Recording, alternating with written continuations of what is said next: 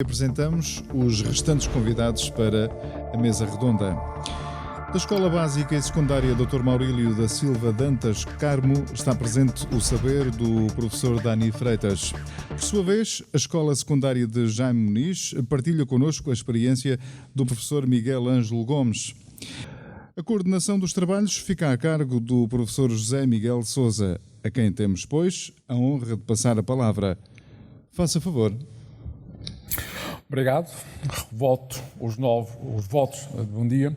Vamos aproveitar para trocar algumas impressões de modo mais informal, para depois também passar a palavra novamente para vós e para a assistência. Muito agradeço aos colegas de mesa estarem aqui connosco neste dia. Íamos fazer uma ronda de perguntas, pedindo para vós tentarem ser o mais sucintos possível nas respostas, não demorar mais 2 ou 3 minutos. Ia começar pelo colega Dani, que está aqui ao nosso lado, e que, tendo atenção à tese de mestrado que ele fez, ele usou dispositivos móveis em sala de aula, não foram os telemóveis, foram os smartphones, não foram os tablets, mas são dispositivos móveis, não é? E a primeira pergunta que eu perguntava era a questão cruzada com a disciplina. Quando eu falo a alguns colegas, sempre aquela ideia que não, os meus alunos vão ter um dispositivo, se vai gerar mais barulho, eles vão ter contato com o exterior, porque o dispositivo está ligado à rede e eles vão poder se conectar com os outros colegas, entre eles ou fora deles. O que aconteceu quando vocês fizeram, portanto, as experimentações ou a utilização de dispositivos móveis na sala de aula, na tua escola? Houve estes problemas em disciplina da parte dos alunos? Como é que foi gerido? Se houve ou não? O que é que podes dizer de uma realidade concreta de uso de dispositivos móveis em sala de aula? Muito boa tarde a todos. Posso ser polémico? Eu acho que sim. Não é? Os casos de estudo apresentados tanto pelo Nuno como o Rui basearam-se em colégios. O meu caso foi uma turma de Câmara de Lobos, uma turma de PCA que nós temos nas nossas escolas. Fui buscar alguns dados ainda dessa turma. Nós tínhamos 13 alunos com uma idade média de 16,2 anos, 9 alunos do sexo masculino. Todos os alunos tinham pelo menos uma retenção e 4 alunos tinham necessidades educativas especiais. Quais eram os problemas que os alunos tinham e foi diagnosticado pelos professores? Falta de interesse nas atividades escolares, dificuldades de concentração, falta de hábitos e métodos de trabalho, falta de pré-requisitos. Depois, aquelas dificuldades todas que nós temos nas nossas salas de aula. Desvio das regras de sala de aula, conflitos nas relações entre os alunos e os professores.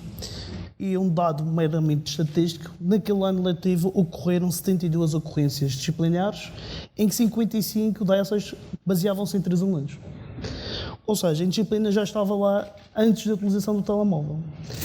Como é que, na altura, conseguimos chegar aos alunos? Eu acho que o aluno tem que estar na decisão. Os alunos é que criaram as regras da utilização dos telemóveis e as consequências da utilização incorreta dos telemóveis.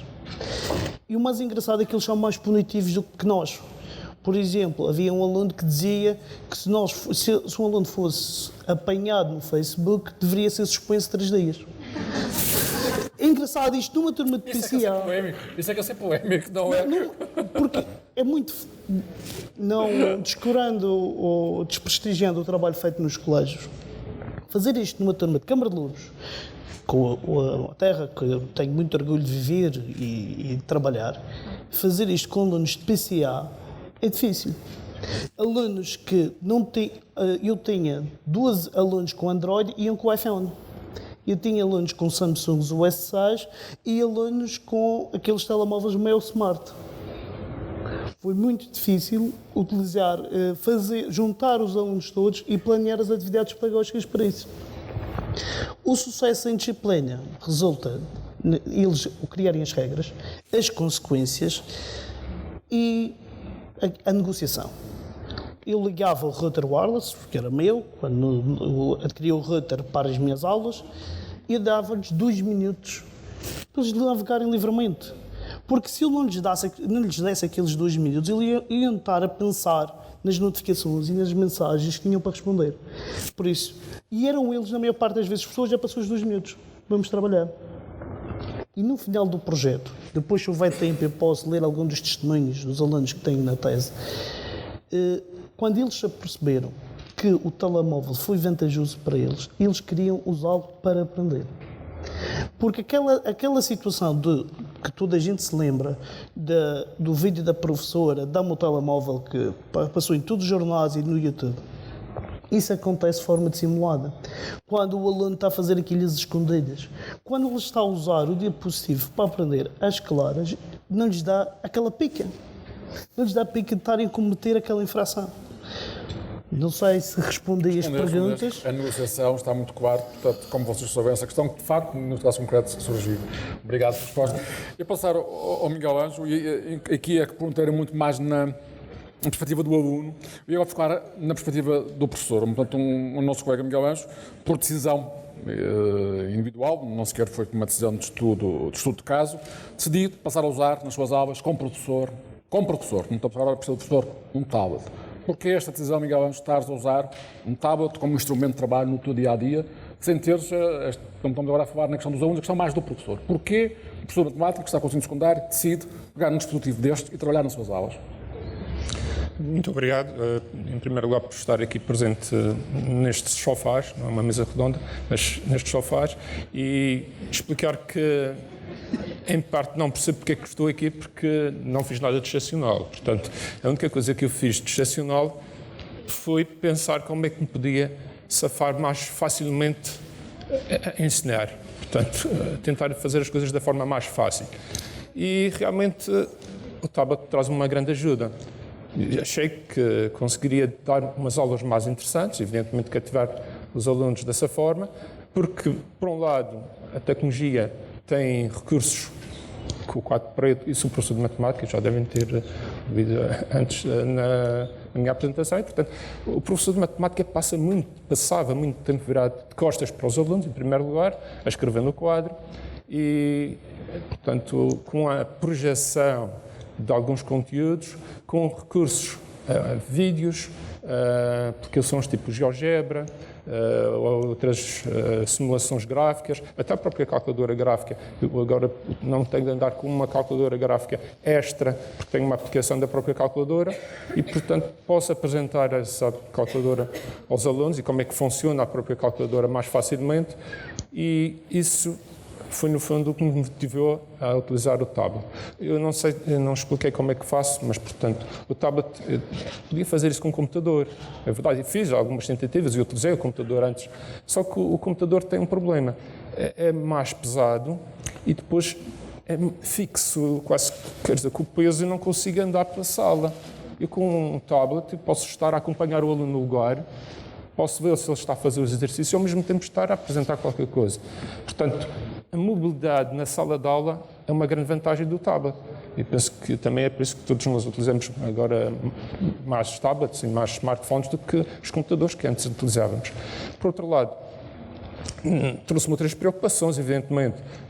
O facto de ter um tablet, todas as noites tenho que pensar, será que tem a bateria, será que não tem bateria? Portanto, são outras coisas que me preocupam e que também a própria forma de dar aula também tem de ser repensada. Portanto, eu não posso, às vezes preciso de internet e não há rede. Portanto, precisava de apresentar um recurso qualquer que tenho de utilizar os dados móveis. Tenho, por exemplo, se vou utilizar o Kahoot, tenho de ver, porque aí os alunos também precisam de utilizar a internet, tenho de fazer uma mudança de sala. Portanto, não há rede nessa sala, tenho de ver qual é a sala que tem rede. Portanto, há outras preocupações que o próprio tablet também traz. Mas traz muitas vantagens e, portanto, essas vantagens foi o que me fez levar a utilizar o tablet na sala de aula. Portanto, o tablet é movível porque eu tenho um projetor, que projeta os conteúdos e que tem uma pen inserida que não é preciso utilizar um cabo. Portanto, não é o Chromecast, por acaso, mas funciona desta forma. Portanto, não sei se respondi à pergunta, mas... E eu vou voltar aqui para os lados das empresas. Obviamente não vou perguntar à Samsung o que é uma peça do tablet da Samsung, não é? Seria uma router, mas a questão é que vocês têm vários tablets, têm vários produtos, e dizem que este é a versão educação. O que é que isso quer dizer deste tablet ser a versão educação? Porque vocês têm produtos, como nós conhecemos, nós estamos em uma loja comercial, com e sem caneta, porquê é que dizem que este é o tablet de educação? E por isso é que há uma parceria com a produtora, até com este e não com o outro. Bom, nós há aproximadamente, eu diria, 4 anos, fizemos esta aproximação à Porta Editora e fizemos esta aproximação porque percebemos claramente que tínhamos a tecnologia e desenvolvemos muita tecnologia e todos os anos lançamos vários tablets para o mercado, vários smartphones. É impressionante a velocidade com que as coisas acontecem hoje e com os ciclos que temos de produto. Os ciclos de produto hoje em dia, para terem uma noção, muitas vezes não excedem os 6 meses. A nível dos smartphones não excedem os 6 meses. Portanto, nós fizemos esta abordagem porque tínhamos a capacidade tecnológica, mas faltava-nos a componente de conteúdos. E, portanto, o que lançámos, o desafio à Porta Editora foi entregarmos um conjunto de tablets e dissemos, olha, têm aqui várias unidades e verifiquem quais aquelas que fazem mais sentido naquilo que é um âmbito que vocês estão perfeitamente habituados a trabalhar, que é o vosso core business, analisem e verifiquem dentro desses tablets quais aqueles que se adaptam mais ao mercado da educação. E daí surgiu a primeira certificação que a Porta Editora fez a nível de hardware no ambiente educativo, surgiu esta questão do Tab A com S Pen. Como vos dizia há pouco na minha intervenção, nós temos uma panóplia de equipamentos. Temos o mesmo Tab A sem S Pen, temos o Tab A com S Pen e depois temos um conjunto de equipamentos a partir daí em termos do nosso portfólio. Agora, eles endereçam necessidades diferentes. Se numa altura, se no ensino básico, para nós achamos que é absolutamente relevante a questão da S Pen, porque de facto a motricidade fina é muito importante e a questão também, a tecnologia foi evoluindo ao ponto de eu poder estar a escrever com a minha mão assente no ecrã sem que influencie de alguma forma a capacidade de escrita desse mesmo tablet, portanto é ajustado também àquilo que é uma necessidade das crianças e as crianças não têm o cuidado de estar a escrever com a mão cá em cima, portanto vão apoiar essa mesma mão para escrever. Portanto, nós acreditamos que o tablet é indicado e a S Pen é indicada neste enquadramento. No entanto, por exemplo, para a utilização universitária nós já utilizamos equipamentos diferentes, portanto não tanta necessidade da S Pen, mas equipamentos com maior performance ou com um ecrã um pouco maior, especialmente em áreas onde a imagem é absolutamente relevante. Portanto, eu acho que isto aqui tudo tem a ver com onde é que vamos utilizar o tablet, quais são as finalidades desse mesmo tablet e, portanto, a partir daí é uma questão de escolhermos o tablet, o equipamento mais indicado para a sala de aula. Não sei. Obrigado. Claro, sim. Rui, tenho sempre a ideia da Porta Editora como aquela editora de manuais, e é uma editora de manuais, mas se calhar a minha primeira profissão, eu trabalhei com a Escola Virtual quando ela surgiu num projeto, portanto no Edofora em Mangualde, com quadros interativos. Era conteúdos, o quadro interativo sem conteúdos não é, porque não fazia nada. E eu lembro que na altura estava à espera de ver um manual digital, que era a versão digital do manual em papel. Pronto, quando eu comprava um livro para ler, portanto, não era tinha sempre uma versão. Vocês não se limitaram a ficar apenas com uma versão digital do vosso produto em papel. Isto porquê? Porquê isso? Porque esta aposta de um tanto conteúdo diferente produzido a propósito para o manual digital, chamamos-lhe assim, que não é uma versão digital do manual em papel.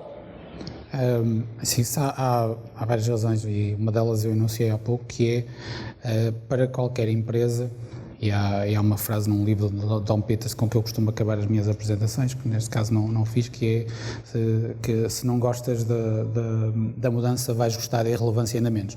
E eu acho que toda a gente em qualquer segmento tem que perceber que quando os contextos mudam nós temos que ser, por mais hegemónicos ou por mais maioritários ou por mais brilhante que tenha sido aquilo que nós fizemos no passado e por maior que seja o nosso sucesso no presente, nós temos que ter a noção de quais são as reais potencialidades e de por onde é que o mundo está a mudar.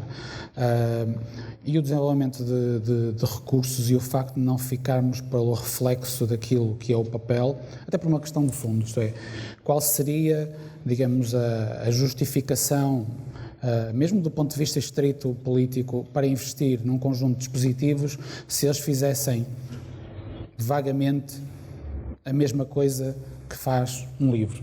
Nós estaríamos a falar de um investimento que provavelmente não seria rentabilizado.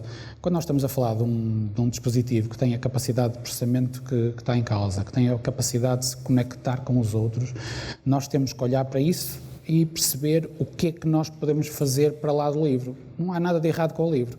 O livro faz coisas fantásticas, é uma tecnologia maravilhosa. A questão é o que é que nós podemos fazer com os outros recursos. Isto tem sido entre aspas, um problema recorrente, que é qualquer tecnologia mais nova ou menos nova, e o conceito novo, como diria o Nuno, por causa dos ciclos de renovação, começa a ser uma coisa muito relativa, mas nós temos sempre a tendência para tentar usar nos novos mídia o tipo de abordagem que usávamos nos mídia precedentes. E isso não é em si, eu diria, um defeito, mas é uma limitação que nós temos, porque nós ainda aprendemos por via da experiência o que é que podemos fazer para além disso. E eu acho que esse foi o caminho que nós fomos percorrendo. Quando nós nos confrontamos com a simples existência de um e-book, nós quisemos olhar para ele e perceber o que é que se pode fazer mais, que valor acrescentado é que se pode produzir aqui. E aí entra um conjunto de ações.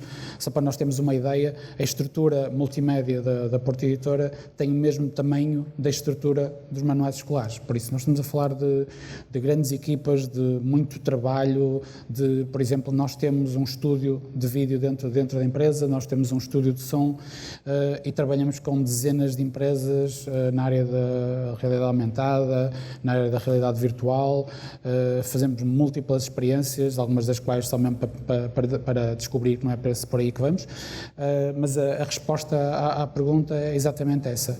Nós precisamos sempre de perceber o que é que podemos fazer mais com os recursos, e no caso dos manuais num tablet, nós temos que ir para além disso, porque senão seria limitativo, não fazia sentido. Obrigado. Ia fazer mais uma ronda de perguntas. O Dani falou na questão da disciplina, mas outra questão que o Dani aqui teve foi: não foi só na tua turma que isto aconteceu, na tua disciplina. Portanto, isto aconteceu com vários professores, portanto, aconteceu com todo o conselho de turma. O que é que nos podes dizer o que é que mudou neste conjunto de pessoas que estavam, no fundo, a trabalhar com o novo dispositivo? Como é que os professores interagiram entre eles? Essa componente mais global, não ser só na tua disciplina, na tua aula. O facto de ser diretor de turma daquela turma e haver uma reunião semanal facilitou bastante, porque foram bombeiros voluntários, quer quisessem, quer não. Tinham um cadreiro, não, estou aqui os colegas foram convidados a participar e perceberam o alcance do que se queria atingir com aqueles miúdos. Por exemplo, o que se fez em português, a utilização do telemóvel em português, o que se fez foi o seguinte: o professor de português só assinalava as palavras erradas na produção escrita dos alunos, não as corrigia. Os alunos utilizavam o telemóvel para irem ao Pribrame verificar a grafia correta daquela palavra. Depois, através de um documento partilhado no Google Docs, aqui está a colaboração, uma das competências-chave do século XXI, os alunos criaram um glossário da turma, porque muitas vezes os erros que eles utilizam são repetidos pelos vários alunos. Eles repetem várias vezes o mesmo erro. Quais foram as metodologias? Os cenários de aprendizagem, são os planos de aula versão 2.0, uma versão assim mais simples. Aprendizagem pela descoberta. O que eles fizeram em educação física, por exemplo, lembrei-me cá da colega de São Roque de educação física, foi muito simples. Os alunos, muitos deles iam deixar de estudar ali no 9º ano. Era importante que os alunos percebessem a importância de um estilo de vida saudável. Então o professor, o que é que decidiu? Vamos fazer um plano de treino. Dividiu a turma em 4 grupos. Um grupo fez um vídeo sobre o aquecimento, outro grupo fez a parte dos membros superiores, outro dos grupos inferiores e outro da parte dos exercícios de retorno na calma. E na minha disciplina é que juntámos o vídeo e fizemos um plano de treino. Coisas muito simples, nada de complexo, e que permitiram aos alunos colaborarem entre si, os professores colaboraram entre si, e aquela ideia que falou há pouco do teste, um teste para 3 disciplinas, nunca tinha pensado. E se calhar com o teste de matemática, de ciências e de físico-química, é o futuro, porque o conhecimento não é estanque, não fica só naquele livro, naquele manual daquela disciplina. Depois, a abordagem pobre da coisa, que é a abordagem que é utilizar os telemóveis que os miúdos trazem, que é a abordagem Bring Your Own Device, ou seja, que é utilizar os telemóveis dos alunos. Causa alguns transtornos, porque não são iguais para todos. Tem a questão dos tamanhos do ecrã e da memória e da bateria, que se os tablets são iguais para todos, não são colocados. Não sei se respondi. Miguel, assim, de matemática, nós temos tido há uns anos atrás eu tive nos painéis destes propostas calculadoras gráficas, já assim, há um bom par de anos. Mas eu tenho a noção, na altura desse painel, que os colegas diziam o fascínio que era dos alunos, portanto, terem uma calculadora gráfica que fazia, portanto, no fundo, na sua mão, aquilo que nós, professores de matemática, fazíamos no quadro. Achas que este fascínio se manterá hoje em dia com os tablets ou os nossos alunos agora são diferentes do que aqueles que tivemos há poucos anos atrás, que fascinaram-se com as calculadoras gráficas? Bem, a minha experiência com a tecnologia já é longa, portanto, se começarmos a pensar nas calculadoras gráficas, e realmente, há 20 anos atrás, quando introduzíamos uma calculadora gráfica na sala de aula, só o facto de termos uma calculadora gráfica na sala de aula já era uma forma de motivar os alunos para a aprendizagem. A noção que eu tenho agora é que ter um tablet na sala de aula só por si não os motiva a nada, sinceramente. E desculpem os parceiros aqui da Samsung ou da Protitor, mas isso não é fundamental. Fundamental vai ser a metodologia. Eles já estão habituados com a tecnologia em casa. Para eles já não há nada de novo. Eu costumo dizer que se eu levar um smartphone ou um tablet que faça tostas mistas para a sala de aula, eles acham natural. Já estão à espera de que a tecnologia resolva qualquer coisa. Portanto, para eles não é isso que vai fazer a motivação para a aprendizagem. O que tem de mudar realmente é a metodologia. E aí eu estou aí realmente um passo atrás. Portanto, eu utilizo o tablet, mas queria mudar a metodologia. E reconheço que realmente tenho de fazer uma mudança grande nesse aspecto. E a calculadora gráfica também tem um aspecto fundamental. É porque, comparativamente ao que nós queremos fazer com os tablets, a calculadora gráfica é utilizada nos exames. Ou seja, é utilizada na própria aprendizagem, mas também na avaliação. E isso para o professor é tudo.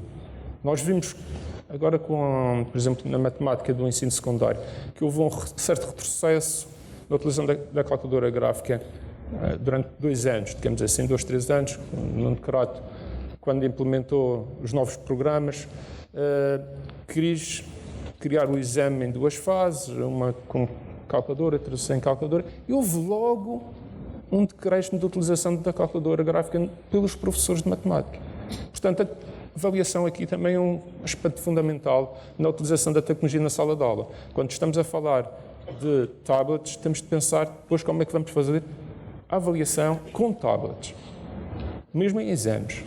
Isso também não é difícil. Por exemplo, o GeoGebra, da mesma forma que nas calculadoras gráficas agora há um modo exame, o próprio GeoGebra também é a aplicação GeoGebra, que é uma aplicação, para os que não sabem, é uma aplicação de geometria, mas também de traçador de gráficos, de matemática, permite também um modo de exame. Isso bloqueia, no fundo, ou restringe as capacidades do tablet, de forma a que só seja utilizada nessa aplicação. Portanto, nós temos de pensar de que forma é que a tecnologia vai ser utilizada para que o próprio professor se sinta motivado e não motivado a mudar a metodologia de ensino e não a utilizar a tecnologia porque está lá simplesmente para dar aulas teóricas na mesma. Muitas vezes é o que eu faço também. Portanto, projeto a apresentação, projeto uma simulação, mas o aluno não tem a sua ferramenta a trabalhar normalmente. Eu não resisto não ouvir isto. Tais projetos nós tivemos no Adofor quadros interativos. Uma vez estava numa escola do Porto, que também nós tínhamos 4 escolas fora da zona de Mangualde, para percebermos se eram contextos ou local. E dizia-me uma colega que tinha a filha também, portanto, na escola, numa outra turma. Minha filha diz, agora só aulas com o quadro interativo. Portanto, ou seja, porquê? Porque apenas usar o quadro interativo para projetar, ela também achava que era só aulas o quadro interativo. E, de facto, faz lembrar aquela questão que não é o impacto inicial que é fascinante, mas é também uma mudança de prática, como vocês disseram, para mudar a prática em sala de aula em relação a todos os processos. Isto fazia-me, há pouco, lembrar a questão que o Nuno estava a dizer da aprendizagem ao longo da vida, não é? Ou seja, desta constante aprendizagem.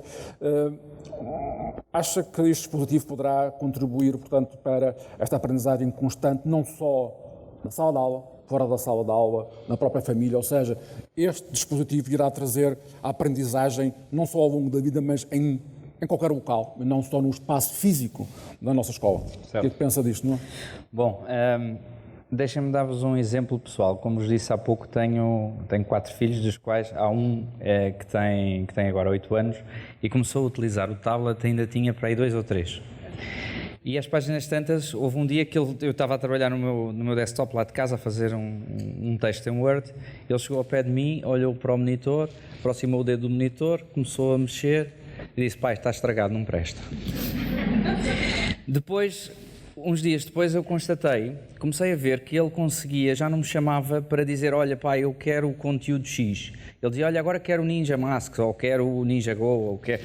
Não, ele já começava, eu comecei a vê-lo ele próprio a utilizar e a ter acesso ao conteúdo sem me perguntar nada. As páginas tantas perguntei-lhe: Santiago, mas como é que tu conseguiste pôr esse conteúdo no telefone? Como é que estás a ver esses bonecos? Dizia ele: fácil pai, carrega aqui no botão e depois digo Ninja Go e ele aparece lá no YouTube. E com 4 anos ou 3 anos na altura. Isto para vos dar um exemplo de que nós vemos as coisas, de facto, olhamos para isto e dizemos: ei, o tablet é uma coisa absolutamente fantástica. Para eles não é uma coisa natural. Eles são nativos digitais e nós não somos. Nós nascemos, de facto, numa altura em que ainda tivemos acesso ao analógico. Eu tive televisão a preto e branco lá em casa, eu vi os Spectrums a surgir, vi os PCs a surgir e, portanto, a maior parte de nós viu e não é um nativo digital. Portanto, nós ainda temos alguma dificuldade em pensar como eles. Mas eles não, eles tiram partido efetivamente da tecnologia. E mais uma vez, aquilo que vos queria dizer é: nós colocarmos tecnologia nas salas de aula não resolve, mas colocarmos tecnologia com um propósito, passarmos esse propósito aos alunos e termos os conteúdos corretos e as metodologias, vai fazer com que eles aprendam da forma como que eles se identificam. E é esta, na minha perspectiva, o grande desafio que nos é colocado em todos estes projetos, é aproximarmos aquilo que é a educação àquilo que são as necessidades e a forma de pensamento das novas gerações. Obrigado. E falar, eu passava em relação ao Rui, eu tenho notado que as vossas plataformas são preparadas para a interação da família com a escola. Não é? E acho que isso é importante trazer cada vez mais, portanto, a família à escola, não só para dizerem que estão zangados com as nossas notas, não é verdade, não é? Mas para contribuir na aprendizagem, dessa aprendizagem ao longo da vida, antes de virarem do local. O que é que podem dizer sobre as vossas plataformas e o uso das famílias por elas, ou o conhecimento que podem ter, está pensado, está a acontecer, ou seja, visto que o aluno leva o tablet para casa, visto que o aluno tem um login para aceder aos conteúdos, pode aceder no seu computador de casa, pode aceder assim, como é que está a relação com a família na contribuição no processo de aprendizagem dos alunos também? Sim, nós temos situações muito diversas e por isso nos projetos de cariz institucional, em que existe uma entidade que assegura a tecnologia, o nosso papel tem muito a ver com olhar os encarregados de educação, olhar a preocupação com a formação, neste caso mais até o esclarecimento dos encarregados de educação, com a mesma prioridade com que olhamos os professores e os alunos. Porque mesmo no caso dos alunos, se é certo que eles são mais aptos, em grande medida, eles são mais aptos para fins lúdicos, não forçosamente para fins educativos. Os fins educativos pressupõem sempre alguma curva e eles têm sempre tendência para a parte lúdica. No que diz respeito aos encarregados de educação, aquilo que nós temos em todos os projetos em que estamos envolvidos é a preocupação de falar diretamente com os encarregados de educação. Por isso, não há projeto nenhum no qual nós estejamos envolvidos em que não haja sessão de esclarecimento e interação com os pais. Porque se nós tivermos a desconfiança dos pais, se nós tivermos as reservas dos pais, vai ser muito difícil que as coisas aconteçam no contexto. E é necessário fazer aquilo que se fez aqui, que é, não obstante existir uma grande oportunidade, ou como eu dizia há pouco, existir um copo cheio, e nós temos que olhá-lo como um copo cheio, e a oportunidade que a Secretaria Regional vos está a proporcionar é uma oportunidade única a esta escala, mesmo ao nível de continente. É preciso pôr, entre aspas, os defeitos, mas na perspectiva de que deixá-los vir ao de cima para que nós acautelemos a possibilidade de os resolver. E no caso dos pais tem muito a ver com as preocupações dos filhos navegarem nos sítios errados, com as preocupações se eles aprendem ou não aprendem, com as preocupações se eles perdem demasiado tempo na atividade X e não estão a aprender, porque os pais, tal como a generalidade de nós, foram educados num contexto muito dirigido, foram educados por uma lógica em que era suposto estar em todos todos quietos, não foram educados para uma lógica em que é suposto que as pessoas interajam. Eu costumo dizer que uma das coisas mais fantásticas que existe na educação é que quase não há, digamos, avaliação coletiva e não há ninguém que numa empresa trabalhe individualmente. O skill que costuma faltar mais a toda a gente que eu contrato é a capacidade, às vezes contratamos pessoas com notas fabulosas, mas eles são muito bons a trabalhar sozinhos e eles nunca trabalharam com os outros. E a tecnologia, não sendo aquilo que resolve todos os problemas, o enfoque na questão da comunicação ajuda a que as pessoas percebam o âmbito das possibilidades. E essa é uma das componentes. No que diz respeito àquilo que nós fazemos, serviços diretamente para o consumidor final, isto é, a possibilidade que as pessoas têm de subscrever parte dos nossos serviços diretamente online, a nossa preocupação passa por fazer perceber aos pais algo que funciona um bocado como um Big Brother, mas que é uma versão limitada daquilo que eu mostrei há pouco, que é fazê-los perceber quanto tempo é que os miúdos já investiram naquilo, que atividades realizaram, que dificuldades é que estão a ter, e isso é muito importante não só para nós, como para os pais porque eles precisam de perceber se os filhos estão efetivamente a aprender alguma coisa com aquilo, e nós precisamos demonstrá-lo, tornar isso evidente, e para nós é importante porque se as pessoas não tiverem a noção de que esse progresso está a existir, no ano seguinte não vão subscrever. Por isso, a questão da comunicação com os pais e a questão de fazê-los perceber a vantagem que existe em aprender de uma forma interativa é crucial para a continuidade da nossa atividade. Obrigado. Embora a vontade fosse enorme de continuar a conversar convosco, mas numa questão de tempo que já estamos um pouco fora dele, íamos ficar por aqui. Mas eu pedi um microfone à sala para... há um microfone para ir chegar cá. E porquê? Porque eu queria fazer uma pergunta para a assistência. Eu queria perguntar à Luísa Coutrinho, que eu só conheci por telefone, sim, era para aquela colega, e que esteve com aquelas fotografias daqueles nossos alunos, não é? Durante uma semana, não é? Luísa, o que é que nos diz da sua experiência na escola de São Roque com aqueles alunos que eu lhe mostrei do uso desta tecnologia, o primeiro contacto? A sua sensação, vamos falar de sensações, educação e sensações. A sua sensação e a sensação dos seus alunos, o que é que pode dizer a este auditório? Sim. Boa tarde a todos. Sim, porque já é boa tarde. Não sei se está ligado, está? Pelo menos está. Já está. Pronto. Então, boa tarde a todos. Sim. Eu não teria outra razão de estar aqui a falar ou a intervir se não fosse mesmo nesse âmbito, no âmbito das emoções. Das emoções, claro, sim, porque todos já disseram que tudo o que eu tinha para aqui, para os meus parcos, apontamentos, já foi tudo dito, eu estaria-me a repetir e, de facto, não está bem. Mas a verdade é que na nossa escola temos 2 semanas de início com a utilização dos tablets, numa turma que não é de uma escola pública, como já sabem, mas normal, com meninos de idade certa para o ano que frequentam, 5º ano, e de facto tem sido um doce. Eu estive presente no momento em que a formadora da partitura lhes entregou os tablets e tive muita pena de não ter gravado, não ter filmado, não ter pegado no telefone, não ter filmado a sensação, porque eles são 18 meninos e meninas, claro, estou a falar, no geral, e todos eles tiveram uma atitude diferente. Uma era comum, tinham os olhos todos completamente arregalados. Eles havia deles que faziam gestos com as mãos, outros pareciam que tinham medo de olhar sequer para o tablet. A senhora formadora dizia: já podem. Mas podemos já mesmo, porque eles não queriam acreditar que é que lhes tinha chegado. E a verdade é que tudo para nós fazia todo o sentido que se fosse assim. Porquê? Nós já utilizamos a escola virtual, especialmente já há muito tempo, e especialmente na minha disciplina, que é a de História e Geografia, com os bons recursos que a escola virtual nos oferece. Eu já desde o início do ano que eles estão habituados a que naveguemos, mas havia outra parte, a interatividade, essa não existia, e é o que os tablets vêm precisamente trazer, é essa capacidade de comunicar, porque a comunicação estava a ser feita só num sentido, mesmo com os bons recursos.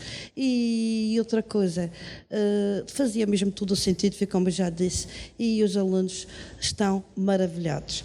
E também como já foi aqui referido, por isso eu disse que ia-me repetir, eles estão muito à frente, muito à minha frente. Aquela carinhas dos emojis que o professor se calhar fica aquela cara, não é?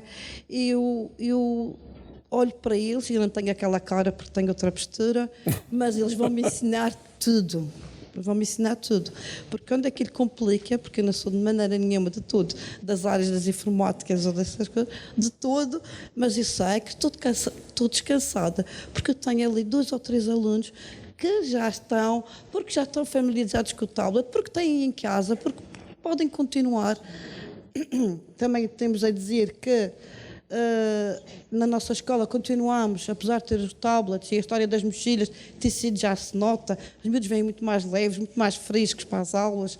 Nota-se também outra questão, que é, eles vão ter que continuar a utilizar neste ano, para o ano não sei como é que faremos, os cadernos diários, porque eles têm os manuais de estar, os manuais, claro, em papel, em suporte de papel, em casa, e nem todos eles têm acesso à internet, nem todos eles têm computador, e como sabem é uma escola pública, não é? Mas uma coisa é verdade, eles estas 2 semanas, eles tiveram uma adaptação ao tablet maravilhosa. Nós, professores, todos nós, estamos muito contentes e só temos a agradecer essa possibilidade de manifestarmos a nossa grata. Obrigado. Sabe qual é?